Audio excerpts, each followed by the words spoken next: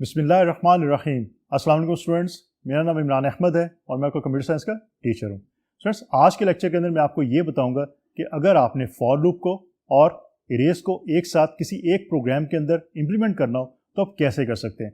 पहले हम उसका कॉन्सेप्ट लेंगे, फिर हम उसकी एग्जाम्पल्स भी करके देखेंगे। तो स्टूडेंट्स, आइए फिर आज का लेक्चर फॉर्मली स्टार्ट करते हैं। तो स्टूडेंट्स, आज हम बात करेंगे लूप्स एंड इरेज की। अब लूप्स का कॉन्सेप्ट भी हमें मिल चुका है और इरेज का कॉन्सेप्ट भी मिल चुका है, और मैं ये एज्यूम कर रहा हूँ कि आप लोगों ने इसकी एग्जांपल्स भी खुद से करके देखी होंगी और ये कॉन्सेप्ट आपने क्लियर कर लिए होंगे। आज मैं आपको ये बताऊंगा कि अगर आपने लूप्स और इरेज को एक साथ किसी एक प्रोग्राम के अंदर यूज करना हो तो कैसे यूज उसको कर सकते हैं।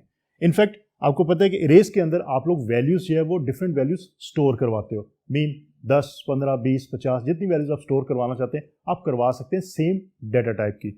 तो उसके लिए हम लूप्स को भी यूज कर सकते हैं और उसके लिए हम इनिशियलाइज करवा सकते हैं 1 by 1 भी।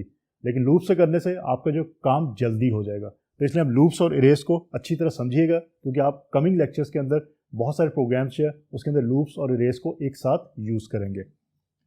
Writing values in erase using loops. अगर आपने इरे के अंदर वैल्यू राइट करवानी है या स्टोर करवानी है, इसको हम कह सकते हैं, तो आप लूप्स को कैसे यूज करते हैं पहले उसकी बात कर लेते हैं। If we want to take input from user in an array of size 10, we can use a loop as follows. अब ये उसका कोड लिखा हुआ है स्टूडेंट्स, ये कंप्लीट कोड नहीं है। अगर आप इसको एज इट इज लिखेंगे तो आपका ये कोड रन नहीं होगा, क्योंकि आपको पता है इसमें हेडर फाइल मौजूद नहीं है, इसमें मेन की बॉडी मौजूद नहीं है, एंड एक्सेट्रा एक्सेट्रा। तो आप इस प्रोग्राम को अपने कोड ब्लॉक्स के अंदर कंप्लीट करके लिखिएगा और फिर चेक करें कि जो यहाँ पे बताया गया वो कॉन्सेप्ट के मुताबिक आपका आंसर आ रहा है या नहीं आ रहा। सो यहाँ पे हमने इंटीजर एक और उसका साइज 10 रख दिया। ये इरे वेरिएबल है, ये उसकी डाटा टाइप है। देन फॉर लूप हमने यूज किया कि integer i is equal to 0, i is less than 10 and i plus plus. उसको स्कैन एफ मीन यूजर से हम वैल्यू इनपुट करवा रहे हैं। वैल्यू इनपुट जो करवा रहे हैं वो आपकी i के अंदर ए आई मीन इरे के अंदर जो आपके इंडेक्स नंबर्स हैं वहाँ पे स्टोर होती है। मीन i की वैल्यू फर्स्ट टाइम 0 है, फिर i की वैल्यू 1 हो जाएगी, 2, 3, 4, 5, 6, 7, 8, 9 तक जाएगी, क्योंकि 9 के बाद आपकी 10 वैल्यू नहीं होगी, क्योंकि यहाँ पे लेस देन का साइन है, इक्वल का साइन नहीं है। तो 9 जब वैल्यू आई की होगी वहाँ पे स्टॉप हो जाएगा आपसे वैल्यू लेना, जो भी वैल्यूज आपसे ले रहा होगा आपका प्रोग्राम। तो स्टूडेंट्स, इस तरह आप जो वैल्यूज को इनपुट करवा सकते हैं by using for loop into the array. तो ये चीज़ आपने करनी है, इस प्रोग्राम को कंप्लीट करके देखिएगा। और अगर इस प्रोग्राम की आप आउटपुट भी देखना चाहते हैं तो आपको प्रिंट एफ यूज़ करना पड़ेगा। और अब आपको आइडिया हो चुका है कि आपने क्या करना है। आपने प्रिंट एफ यूज़ करना है और आपकी जितनी भी वैल्यूज़ हैं उतने आपने जो %d जो फॉर्मेट स्पेसिफायर वो यूज़ करने हैं। और देन आपने उसके बाद index numbers mean A0, A1, A2, A3, A4 ये आपने जो है वो मेंशन करने होंगे। तो फिर आपको ये वैल्यूज़ जो है वो आउटपुट स्क्रीन पे शो भी हो जाएंगी। अदरवाइज अगर आप सिर्फ इतना ही प्रोग्राम लिखेंगे तो सिर्फ आपसे वैल्यूज़ इनपुट करवाएगा, आपको दोबारा से शो नहीं करवाएगा। अब जो वैल्यू इनपुट करेंगे वो सिर्फ वैल्यू आपको नजर आ रही होगी। दोबारा से अगर आप उसको डिस्प्ले करवाना चाहते हैं तो वो डिस्प्ले दोबारा से नहीं होगा, क्योंकि प्रिंट एफ यहाँ पे आप यूज नहीं कर रहे। अब स्टूडेंट्स देखते हैं कि इसके अंदर हमारे पास और कौन सी एग्जांपल्स मौजूद है। सो लेट्स सी, एक और एग्जांपल देखते हैं। Write a program that assigns first 5 multiples of 23 to an array of size 5। It's very simple, 3 से 4 लाइनों का आपका कोड है। इसको आप एज इट इज लिखेंगे तो ये कोड जो आपका रन होगा और आपको एरर नहीं देगा। हमने इरे मल्टीपल के नाम से डिक्लेयर कर ली, उसका साइज हमने 5 रख दिया, जो कि हमें प्रोग्राम में गिवन है कि 5 उसका साइज होगा इरे का। इंटीजर टाइप्स की रख ली। अब फॉर लूप हमने यूज किया integer i equal to 0, i is less than 5, i plus plus इसके अंदर होगा, और एंड पे आपको पता है कि ये ब्रैकेट्स आप क्लोज भी करते हैं। देन उसके बाद multiples i equal to i plus 1 into 3। In fact आपने जो है वो 23 के मल्टीपल्स फाइंड करने हैं। अब कितने मल्टीपल्स फाइंड होंगे? जितना इरे का साइज है। अब इसके अंदर आपके बेसिकली ये होगा, मैं यहाँ पे लिखता हूँ कि आपका जो पहला इंडेक्स होगा वो क्या होगा, वो आपका होगा मल्टीपल्स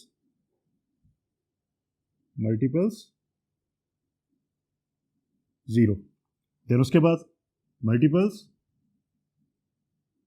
1, देन आपका मल्टीपल्स 2 एंड सो ऑन। और ये आपका 4 तक जाएगा। अब 4 तक जाने का मतलब है कि 0, 1, 2, 3, 4। मैं कंप्लीट लिख देता हूं ताकि आपको कंफ्यूजन ना रहे। 3 एंड 4। अब ये टोटल आपकी 5 वैल्यूज होंगी, और आपको पता है ये स्टार्ट 0 से होता है और एंड जो है वो 4 पे होगा, इसलिए हमने यहाँ लेस देन यूज़ किया है। स्टूडेंट्स ये कन्फ्यूजन अमूमन स्टूडेंट्स को हो जाती है, ये चीज़ याद रखिएगा। 5 का मतलब है कि आपकी एक वैल्यू कम रहेगी क्योंकि आप स्टार्ट 0 से करते हैं, आपकी इंडेक्स वैल्यू 0 से स्टार्ट होती है, फिर 0 1 2 3 4 और टोटल आपकी 5 वैल्यूज जो है वो स्टोर हो जाएगी।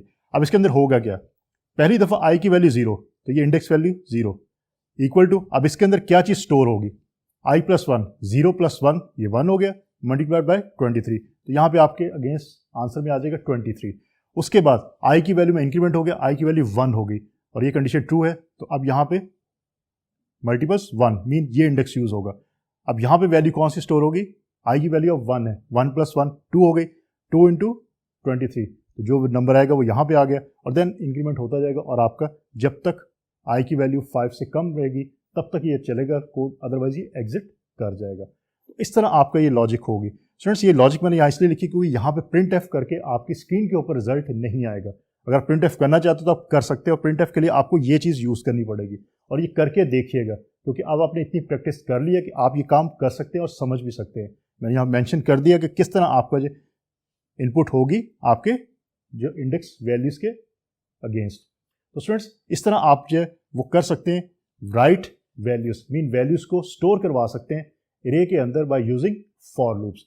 अब स्टूडेंट्स इसके अंदर एग्जाम्पल में सिर्फ हमने एक फॉर लूप यूज़ किया, कुछ ऐसी एग्जाम्पल्स बनाएं, कुछ ऐसे प्रोग्राम्स खुद से बनाएं जिसके अंदर आप नेस्टेड फॉर लूप को यूज़ करते हुए एरेज के अंदर जो है वो वैल्यूज़ इनपुट करवाएं, ताकि आपको और ज़्यादा क्लियर हो कि ये काम कैसे हो सकता है। अब स्टूडेंट देखते हैं कि इसके अंदर हमारे पास और कौन सी इंफॉर्मेशन अवेलेबल है। राइटिंग वैल्यूज़ के बाद अब reading values from arrays using loops. In fact आपके एक प्रोग्राम के अंदर आप राइट और रीड दोनों ही करवाते हैं, लेकिन यहाँ पे समझाने के लिए इनको सेपरेट कर दिया गया है। पहले हमने राइट करना सीखा कि कैसे राइट करते, कैसे स्टोर करवाते रे के अंदर वैल्यूज़ को बाय यूजिंग लूप्स। अब हम देखेंगे कि हमने रीड करवाना है, मीन आउटपुट स्क्रीन के ऊपर अगर आपने शो करवाना हो रे के अंदर जो वैल्यू स्टोर है तो आप कैसे करवा सकते हो, यूजिंग लूप्स।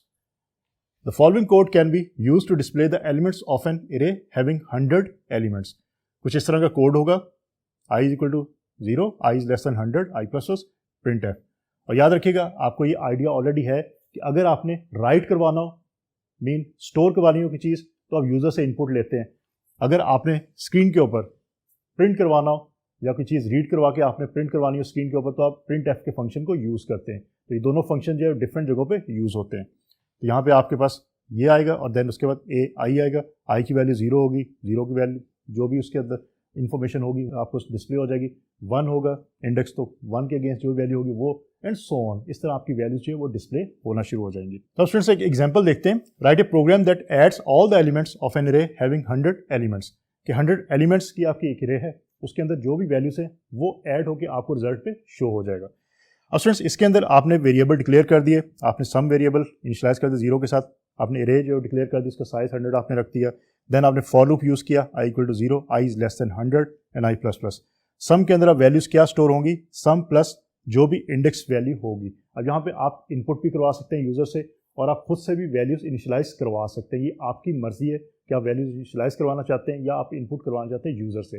और स्टूडेंट्स अगर ये 100 आपको बहुत ज़्यादा एलिमेंट्स लग रहे हैं या साइज़ बहुत ज़्यादा लग रहा है, आप इसको स्मॉल कर लें, 10 कर लें, 20 करें और फिर आप यूज़र से इनपुट करवाएं 20 वैल्यूज़ और फिर देखें कि ऐड करके आपको सम जो है वो नज़र आता है आउटपुट स्क्रीन पे या नहीं आता।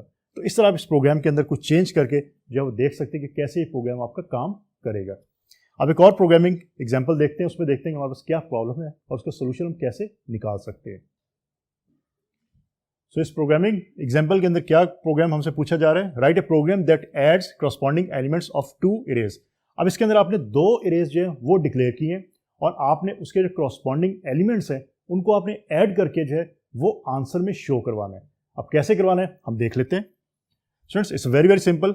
आपने 2 एरेज जो है वो डिक्लेयर की, ए और बी, इनका साइज आपने फ्री छोड़ दिया क्योंकि आगे आपने इनिशियलाइज को करवा दिया। तो ये साइज बेसिकली इनका 8 ही है, मीन 1 2 3 4 5 6 7 8। तो ये 8 दोनों का साइज है। अब इनके एडिशन के बाद प्लस होके आपको आंसर में शो होगा।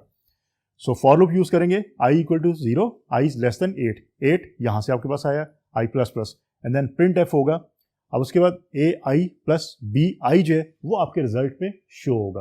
अब फर्स्ट टाइम आपका 0 है तो ए 0 प्लस बी 0, ए 0 पे आपके 2 वैल्यू स्टोर है, और B0 पे आपके 65 वैल्यू स्टोर है। तो इसका मतलब है कि 2 + 65 आपका 67 आंसर यहाँ से आ जाएगा। उसके बाद 0 से इंक्रीमेंट हो जाएगा, आई में एक मीन 1 हो जाएगा। अब A1 + B1, A1 में आपके पास 3 वैल्यू मौजूद है और B1 में आपके पास 73 वैल्यू मौजूद है। तो इन दोनों का जो भी एडिशन के बाद रिजल्ट आएगा वो आपको आउटपुट स्क्रीन पे शो हो जाएगा।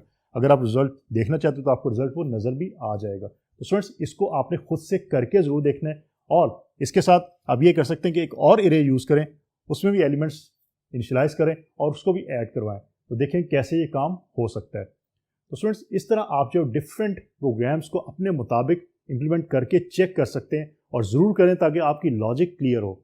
आज के लेक्चर में हमने ये देखा कि अगर आपने लूप्स को और इरेज को एक साथ किसी एक प्रोग्राम के अंदर इम्प्लीमेंट करना हो तो आप कैसे कर सकते हैं।